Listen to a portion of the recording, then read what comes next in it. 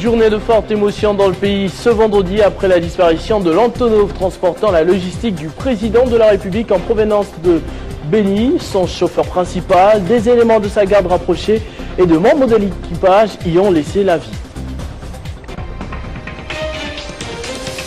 Bien que visiblement affecté par cet accident, le chef de l'État a quand même présidé ce vendredi un conseil de ministres extraordinaire. Félix Tshisekedi a discuté avec le membre de son gouvernement sur plusieurs questions, dont sécuritaires. Les forces armées de la République démocratique du Congo se sont justement accrochées cette aurore avec des miliciens Mai Mai, Bakata, Katanga à Lubumbashi, une situation ayant créé la panique mais réglée avec promptitude par les éléments des FARDC. Mesdames et messieurs, bonsoir. Le chef de l'État est revenu sain et sauf en compagnie de son épouse d'une mission d'itinérance dans l'est du pays. Le seul hic, et pas le moindre, l'Antonov transportant la logistique de la présidence de la République s'est volatilisé dans la nature avec à son bord son chauffeur principal et quelques membres de sa garde rapprochée. Contrairement à ce que l'on a rapporté durant toute la journée, le gouverneur du Maniema a démenti les rumeurs selon lesquelles l'appareil serait retrouvé en feu quelque part dans sa province. Une idée, moi-même je viens d'arriver, j'étais aussi sur le lieu à Bukavu, mais comme je le connais, je ne suis pas du domaine, je ne sais pas calculer, après 50 minutes l'avion pourrait se retrouver où. Ça je peux pas vous donner les éléments, je n'ai pas ces éléments. Donc, si je peux déterminer pour dire que l'avion, avec le plan de vol, l'avion devait se voler, le Maniema, c'est sûr qu'il devait se voler, mais et à ces heures-là, il pouvait être sur la province du Maniema, je ne sais pas. C'était de nous indiquer pour voir l'heure à laquelle l'avion pourrait se trouver à quelle province. Là, je pouvais bien. Mais on continue, la population avait dit qu'il y avait un bruit à Pupunia, à Kassé. Bon, on est en train de vérifier parce qu'il peut y avoir un autre bruit, mais pas nécessairement de l'avion. Plusieurs messages de solidarité et de condoléances aux familles concernées directement par cet accident ont fusé de partout sur les réseaux sociaux ce vendredi. Adam Bombolé, Trifon Kinké, Augustin Matata Pogno et même Martin Fayoulou disent être de cœur avec ceux qui pleurent. Malgré cette triste nouvelle, le président de la République Félix-Antoine Tshisekedi Tshilombo a présidé ce vendredi à l'hôtel du gouvernement un conseil des ministres extraordinaire. Premier ministre, vice-premier ministre, ministre d'État, ministre délégué, ministre et vice-ministre ont pris part à cette réunion. Plusieurs questions socio-économiques, sécuritaires et de santé publique ont été abordées. La situation sécuritaire justement maîtrisée dans le Haut-Katanga ce matin après une fin de nuit très mouvementée par une attaque des miliciens rebelles Mai Mai, Bakata, Katanga dans la commune de la Rouachi. Les forces armées de la République démocratique du Congo ont tout de suite réagi avec promptitude et sont venus à bout de ces rebelles dont la plupart ont été abattus sur place. Après le cri de cœur de Marie-Olive Lembe Kabila, difficile de rester insensible. Souvenez-vous, il y a un peu plus d'un mois, des âmes de bonne volonté se sont manifestées avec leur contribution pour venir en aide aux compatriotes victimes d'incendies mortels qui ont récemment ravagé tout un village à Bukavu. L'épouse du président de la République honoraire effectue une mission d'itinérance dans cette région. Arlette Boutella est notre correspondante présente. J'appelle votre esprit de compassion pour que nous puissions assister, si vous le voulez bien, toutes ces personnes en ces moments qui souffrent et qui certains n'ont même pas un toit sous lequel s'abriter. C'est un appel qui porte ses fruits. Après la récolte de fonds, Marie-Olive Lembe Kabila foule le sol gomatracien pour une réunion qui vient dévoiler la moisson abondante récoltée auprès de différentes personnes de bonne volonté. Au cours de la même réunion préparative de cette action caritative dans le Sud Kivu, l'équipe dépêchée sur place évalue les sinistrés à 993 familles. Au total, chers distingués mamans, vous aurez en face de vous 993 familles qui sont restées à la belle étoile. Nous vous avons amené, chères mamans, les listes authentiques conçues par les sinistrés et visées par tous les chefs de quartier que nous avons rencontrés sur terrain. Très déterminée et avec une gibecière pleine, la dame au gros cœur compte tant soit peu soulager ces Congolais qui vivent à ce jour à la belle étoile.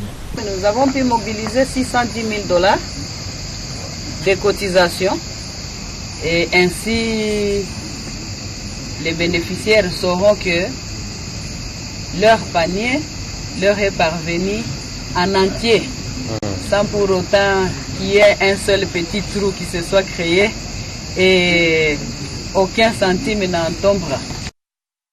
Après l'inauguration de la station de l'Institut international d'agriculture tropicale à Kalambo dans le sud Kivu, le fonds de promotion de l'industrie qui collabore déjà avec l'IITA par le développement d'un projet pilote d'aquaculture en cage sur le lac Kivu s'est dit honoré par la concrétisation de cette station de recherche agronomique en RDC. Le directeur général du FPI, Patrice Kitebi, et celui de l'IITA, Emmanuel Nterania, ont fait le point de ce partenariat interinstitutionnel. Depuis juillet 2019, le FPI et l'ITA ont signé un contrat de subvention pour le démarrage du projet d'aquaculture en cage sous le lac Kivu. Cette descente du directeur général du FPI, Patrice Kitebi, à la station de recherche agronomique de l'ITA Kalombo marque un pas de plus dans la matérialisation de ce projet d'aquaculture en cage dans le lac Kivu. Patrice Kitebi a confirmé à son homologue de l'ITA, Emmanuel Nterenia, la disponibilité du FPI de mettre en place une grande stratégie qui va développer la recherche agronomique, piscicole et de l'agrobusiness. Nous savons que oui, nous polluons jusqu'à hauteur de temps et voici les mesures que nous avons prises. L'objectif du FPI à travers ce projet est de contribuer à la revitalisation de la filière poisson par l'extension de la technique d'aquaculture à l'échelle nationale, afin de permettre davantage aux Congolais de se procurer des poissons frais, locaux au prix abordable, grâce à l'implication professionnelle des jeunes. Le président du Conseil économique et social, Jean-Pierre Kiwakana, a reçu en audience ce vendredi 11 octobre dans son cabinet de travail Foula Marie-Thérèse, secrétaire générale adjointe en charge du département de l'intégration physique, économique et monétaire. Les échanges ont tourné autour des différents projets que porte la CEAC, notamment les projets sur le développement des infrastructures en Afrique, plan directeur consensuel des transports en Afrique centrale. En ce qui concerne la République démocratique du Congo, le projet des ponts routes rail sous le fleuve Congo entre Kinshasa et Brazzaville a été aussi évoqué. Le prolongement de la ligne des chemins de fer entre Kinshasa et Ilebo, mais également le projet sur la construction du pont de la rivière Ubangi entre Bangui en République centrafricaine et Zongo en RDC ont été également évoqués durant l'échange. Mfuta Marie a dit que l'objectif de la rencontre était aussi de transmettre au président du Conseil économique et social l'état d'avancement de tous ces projets et leurs perspectives. Évoquant le projet relatif au pont route rail entre Kinshasa et Brazzaville, Mfuta Marie a indiqué que les avancées significatives pour les démarrages des travaux en août 2020 ont été déjà enregistrées. Nous sommes donc venus faire un tour d'horizon et transmettre de vive voix au président du Conseil économique et social l'état d'avancement de ces différents projets et toutes les perspectives pour faire prospérer ces projets après que certains obstacles et défis aient été relevés.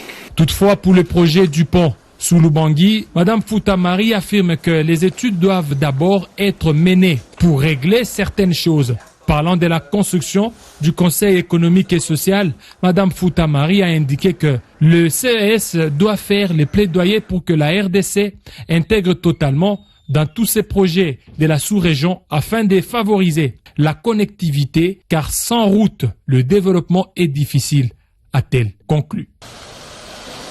Le Conseil provincial de l'Ordre des pharmaciens de la ville de Kinshasa a organisé ce vendredi 11 octobre la cérémonie de prestation de serment 2019 des diplômés au centre culturel Boboto. C'est une première étape avant l'inscription effective au tableau de l'Ordre des pharmaciens. Gaëtan Koubabouranzi. Au total, 37 diplômés ont prêté serment devant le Conseil provincial de l'Ordre des pharmaciens de Kinshasa. Une grande majorité est venue de l'Université de Kinshasa, mais aussi des diplômés venus de l'Université de Lubumbashi et d'autres des universités de la Côte d'Ivoire et du Brésil. Le serment de Galien est un texte prononcé par tout étudiant en pharmacie à la fin de la soutenance de sa thèse d'exercice. C'était l'occasion pour le président provincial de l'Ordre de pharmaciens de rappeler l'obligation aux nouveaux venus de se conformer aux normes qui régissent la profession. N'oubliez pas que le pharmacien, il ne faut pas le confondre à un vendeur de médicaments qui est au comptoir. Le pharmacien, c'est avant tout un technicien. Le pharmacien, c'est avant tout un conseiller. Il est le conseiller et du médecin et le conseiller du malade aussi. Le médicament, quand vous le prenez, en respectant la dose, en respectant la cure, ce médicament va être bénéfique pour vous. Après cette étape, les nouveaux venus devront ensuite se faire inscrire au tableau de l'ordre des pharmaciens avant de pouvoir exercer. Ces derniers n'ont pas manqué d'exprimer leur joie à l'issue de la cérémonie. Nous ressentons un sentiment de joie. Aujourd'hui, on est sûr d'être appelé pharmacien et exercer notre profession sans aucun problème. Vraiment, je suis trop émue parce que c'était pas facile. Depuis la G1, la G2, G3, P1, P2, P3, après 6 années de souffrance. Et nous voici enfin à la fin et tout. Pas question d'interpeller les automobilistes sans la preuve visuelle ou visible de l'autorisation de la police nationale congolaise. C'est l'instruction du commandant PCR appui et intervention de la ville de Kinshasa, Patrick Kyungu. La lutte contre les antivaleurs qui insécurisent la voie publique reste sa priorité. Pour lutter contre les tracasseries policières, les embouteillages et autres phénomènes qui insécurisent la circulation routière à Kinshasa, le commandant des unités commis à la circulation routière ont eu la bénédiction du commissaire provincial ville de Kinshasa, Silvano Kasongo, pour prendre des initiatives pouvant assurer la fluidité sur la voie publique. Le commandant du bataillon d'appui et intervention de la ville de Kinshasa, autrement appelé Passant Vert, Patrick Kyungu, a organisé une parade avec ces éléments pour leur transmettre les instructions de sa hiérarchie.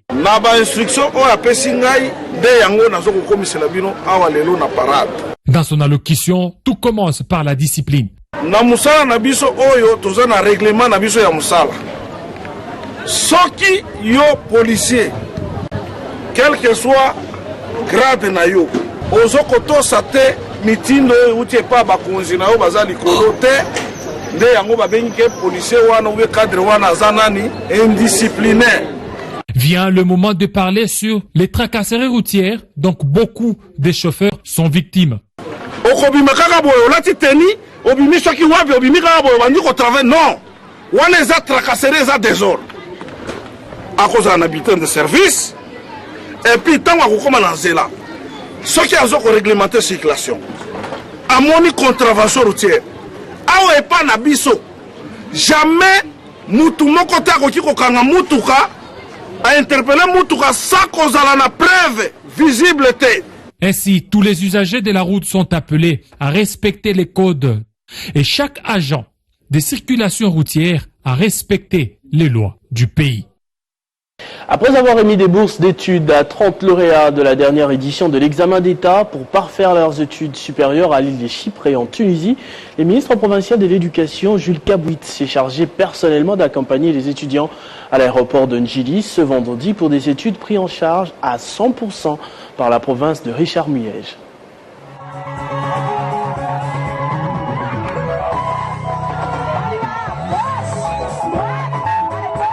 De la parole à l'acte, nul ne peut douter que tout ce que Richard Muyej Mongez-Mons, gouverneur de cette province pilote de la République démocratique du Congo, le Lualaba, promet, il le réalise sans doute.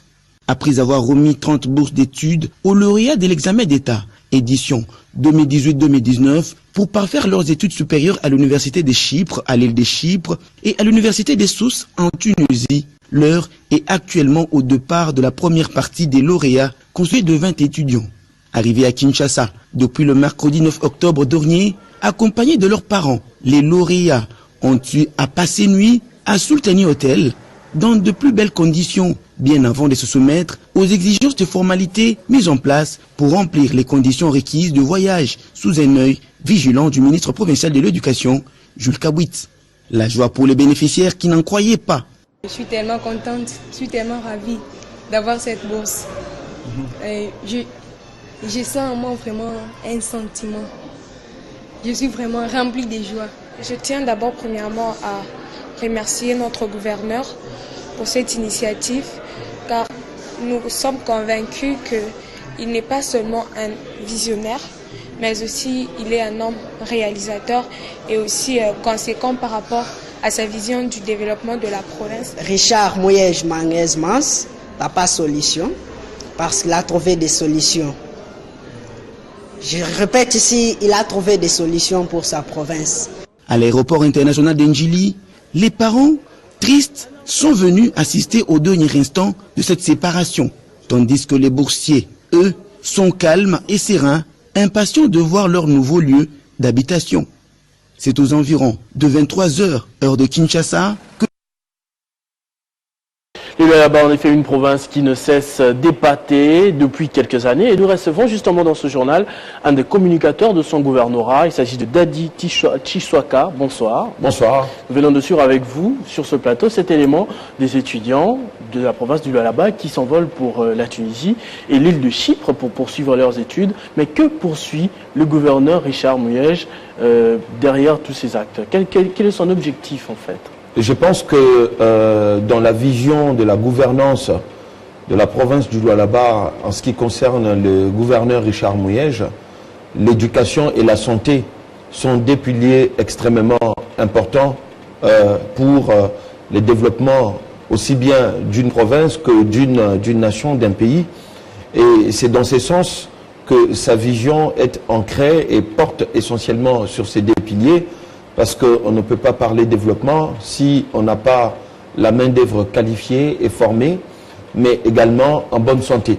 Et je crois que ce que poursuit le gouverneur Mouyej, au bout, c'est l'objectif de pouvoir atteindre le bien-être de la population du Lualaba pour justement arriver à résoudre l'inadéquation qui existe entre, d'une part, une province riche et d'autre part, une province avec une population extrêmement pauvre. Et je crois que le but, c'est d'aller justement vers la résolution de cette inadéquation pour justement rendre à la population du Lualaba sa dignité par rapport à ce qu'elle regorge comme richesse au sein de sa province. Le gouverneur qui revient d'une mission d'itinérance à Kassaji, la nouvelle ville de Kassaji, s'il faut l'appeler comme ça. Quel était le but de cette mission d'itinérance? Vous savez très bien que c'est depuis fin 2018 que de manière effective, Kassaji est devenue une ville qui a cessé d'être une cité, qui est devenue une ville. Et donc, au-delà des missions précédemment effectuées dans cette partie de la province, il était important pour son Excellence, Monsieur le gouverneur Richard Mouyej, de déplacer momentanément les chefs-lieux de la province à Kassaji. Pendant 3 jours. Pendant 3 jours. Et l'objectif de cette mission était de pouvoir tenir les tout premiers conseils des ministres dans la ville de Kassaji. Et donc ces conseils des ministres avaient pour objet l'amélioration de la vie de la population de Kassaji, mais également la situation aussi bien au niveau sécuritaire que dans les différents secteurs. Et c'est dans ce sens, poursuivant l'objectif de sa mission, qu'un certain nombre de secteurs à Kassaji a été touché, notamment les secteurs de l'éducation, puisque sur sa route, Richard Mouyej a inauguré des écoles dans les territoires de Muchacha, un territoire où pendant 43 ans, on n'a pas vu un seul bâtiment sortir des terres. Et donc, ces deux écoles ont été inaugurées. Et au niveau de la ville même de Kassaji, au niveau sécuritaire, il y a les véhicules qui ont été remis à la police nationale. Il y a les véhicules qui ont été remis à monsieur le maire et son adjoint, ainsi que les autres membres de l'administration de la ville pour pouvoir rendre fluide le travail de l'administration. Mais il y a également au niveau de la santé l'ambulance qui a été remise à l'hôpital de Garangazé, qui a été remise, ainsi que d'autres matériels.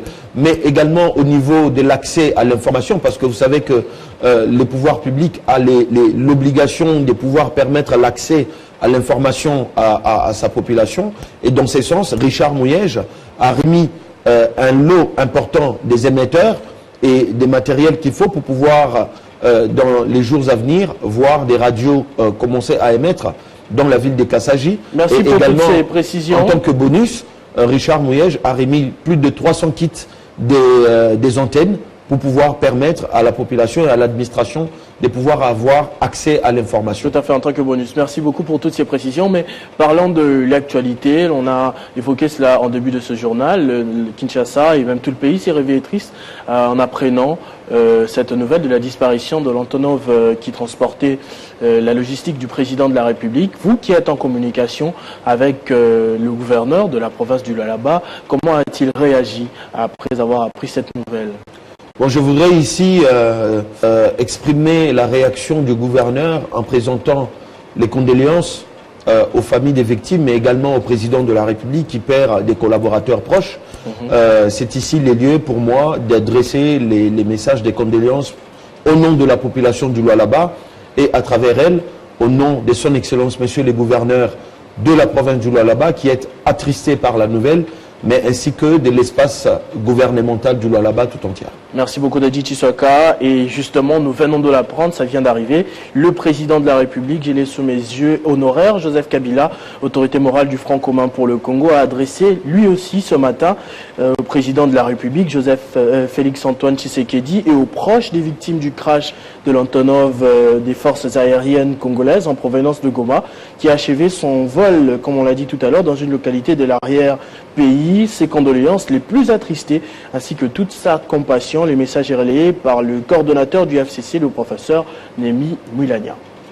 Le gouvernement provincial du Haut-Katanga poursuit sa campagne de rétablissement d'éclairage public à travers les communes de la ville de Lubumbashi. Jacques Kabula Katwe, gouverneur de province, a cette fois-ci visé quelques artères de la commune de la Kenya. Ce sont des lampadaires à panneaux solaires qui sont installés le long de l'artère basilique, au croisement avec l'avenue Kabinda. Ce placement de lampadaires auront pour point de chute le boulevard Katouba. À travers cette technique, Jacques Kabula Katwe veut éliminer les zones d'ombre sur la ville de Lubumbashi, qui sont à la base de l'insécurité. Les riverains saluent l'initiative de l'autorité provinciale. C'est un homme qui écoute la population. Il se souvient de nous. Nous le remercions beaucoup parce qu'il travaille. C'est un homme qui travaille, un travailleur en tout cas. Que Dieu lui prête la vie, que Dieu lui fasse grâce, qu'il aille de l'avant. Nous sommes contents de voir notre avenue éclairée. Que Dieu seul se souvienne de lui. Cet éclairage nous permet d'évacuer nos occupations, même tard dans la nuit. Merci au gouverneur. Après la commune de Kenya, ce service chargé de placer des lampadaires poursuivront cette même mission d'autres communes de la ville de Lubumbashi. Au Congo central, les travaux, cette fois de réhabilitation de la route nationale numéro 1 Matadi-Kinshasa se poursuivent sans désemparer. Le ministre provincial des Travaux publics et infrastructures, Guilain Panzou, est allé se rendre compte à l'entrée de la ville de Matadi de l'évolution des travaux. C'est dans le cadre de concession de travaux route Matadi-Kinshasa que ces travaux sont exécutés sur la nationale numéro 1 à l'entrée de la ville de Matadi. En compagnie du directeur provincial de l'Agence congolaise des grands travaux Congo central, l'ingénieur Guilain, ministre provincial des TPI, visite les chantiers répartis sur 1,9 km de route en plein bétonnage à partir du pont Pozo. Ils sont en train de bétonner carrément la chaussée, vu le fait que quand ils avaient fait une chaussée souple avec une couche de roulement, il y a eu des dégradations rapides dû au fait que le véhicule était trop surchargé. Et pour les résoudre, ils ont pris carrément l'option de bétonner la chaussée. Donc ce sont des travaux qui sont financés par les frais de péage de la route Kinshasa-Matadi. Comme vous savez, les concessionnaires préfinancent ces travaux. Le gouvernement provincial a aussi comme mission de contrôler les travaux qui s'exécutent, même sous financement du gouvernement central, raison pour laquelle nous sommes venus visiter les chantiers. Ensuite, vous savez que nous, au niveau de la province, nous faisons partie du comité d'évaluation du contrat de concession. Quand nous évaluons les contrats, nous voyons les coûts des travaux, nous voyons les recettes encaissées. Au cours de son inspection, le numéro 1 provincial de TPI Congo central apporte quelques corrections ça et là. Cette descente sur terrain s'effectue en prévision de l'évaluation du contrat de concession signé par le gouvernement central, prévu dans 3 mois. Le ministre provincial en charge des affaires foncières du Kwilu, lui de son côté a reçu en audience une délégation de la Commission nationale des réformes foncières. Selon l'agenda de la délégation, elle va identifier les particularités foncières du Kwilu en vue de les intégrer au processus de réforme de ces secteurs. Le ministre provincial ayant dans ses attributions les affaires foncières, Joseph Aikonzen Etiara, a reçu en audience une forte délégation de la Commission nationale de la réforme foncière en mission au Kwilu. Devant les patrons en province du secteur des affaires foncières, la nation a suffisamment étalé les objectifs pour lesquels elle est au chef-lieu de la province. Selon Séverin Mungangu, chef de la délégation, son équipe est dans la province de Willy Chundala pour identifier les particularités de la tradition en matière foncière en vue de leur intégration au processus des réformes foncières déjà effectives au pays. Comment prendre en compte les particularités du Kwilu dans le processus de la réforme? C'est ça qui nous amène à faire une étude du système de tenue ici dans la province du Kwilu, de façon à adapter la gestion foncière aux particularités de la province. Des orientations de base seront définies au niveau national, mais les particularités provinciales, on voudrait cette fois pouvoir en tenir compte pour que la gouvernance des terres et des ressources naturelles de façon générale soit l'objet de moins de contestation. Joseph Aikonzen, très hospitalier, a rassuré sa collaboration avec le missionnaire pour le bien du Kwilu. Retenez qu'une réunion tripartite entre les gouvernements provinciaux, l'Assemblée provinciale et la délégation s'est tenue en vue d'harmoniser le vie quant à cette question. Le député national Célestin Engelemba a effectué une descente à Mokoto, son fief électoral dans la province de la Chuapa. Il a eu droit à un accueil chaleureux. C'était une occasion pour lui de manifester sa reconnaissance à ses compatriotes qui l'ont porté à la chambre basse du Parlement. Affecté par la précarité des centres de santé de la place, il a posé quelques gestes caritatifs. Il a jugé bon de redescendre dans sa province pour aller remercier les milliers de ses compatriotes qui l'ont porté à la chambre basse du Parlement.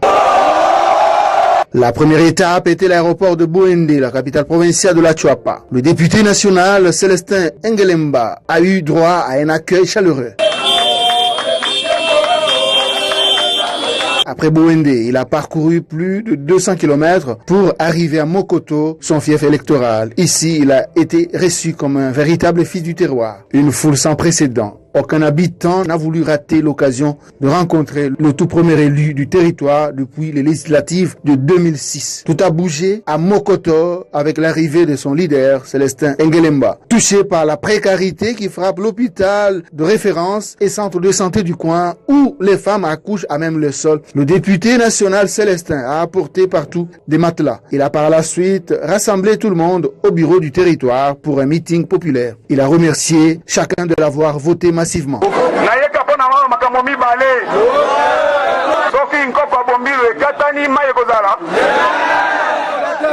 ngai na lobaki soki lelo babenga député ezali po nkoko ezali yango wana na yeki awa na mikuwa na ngana misumi na ngai pona loba na bino merci mon koto.